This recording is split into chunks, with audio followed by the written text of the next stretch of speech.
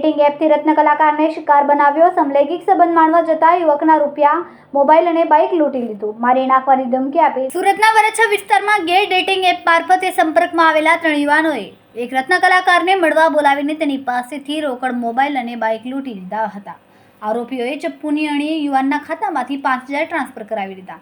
આ ગંભીર ગુના અંગે વરછા પોલીસે તાત્કાલિક કાર્યવાહી કરીને 2 આરોપી અર્પિત સાંકટ અને દીપેન રાઠોડની ધરપકડ કરી છે, જ્યારે અન્ય એક યુવકની શોધખોળ ચાલુ છે. મળતી માહિતી પ્રમાણે સુરતમાં કતારગામમાં રહેતા 29 વર્ષીય રત્ન કલાકાર ગે એપ મારફતે અજાણ્યાઓના સંપર્કમાં આવ્યો હતો. ગઈ તારીખ 18 ઓગસ્ટ 2025ની રાત્રે આશરે 8:30 થી 9:30 વાગે આરોપીઓએ તેને વરછા મારુતિ ચોક પાસે આવેલા ગોપાલ શૂઝ ખાતે બોલાવ્યો હતો. તે પહોંચ્યો ત્યારે આરોપીઓએ તેને ચપ્પુથી ડરાવીને એક મકાનના ચોથા માળે લઈ ગયા હતા અને ત્યાં તેની પાસે 50,000 માંગ્યા હતા. પૈસા ન આપતા તેનો વિડીયો ઉતારીને સોશિયલ મીડિયા પર ફરતો કરીને બદનામ કરવાની ધમકી આપી હતી.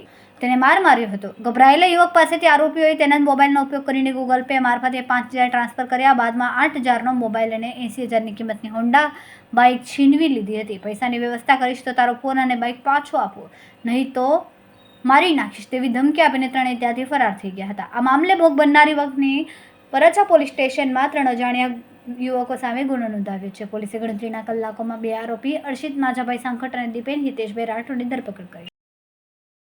સમય મીડિયા ન્યૂઝ સાથે સુનિલ પાટીલ, સુરત.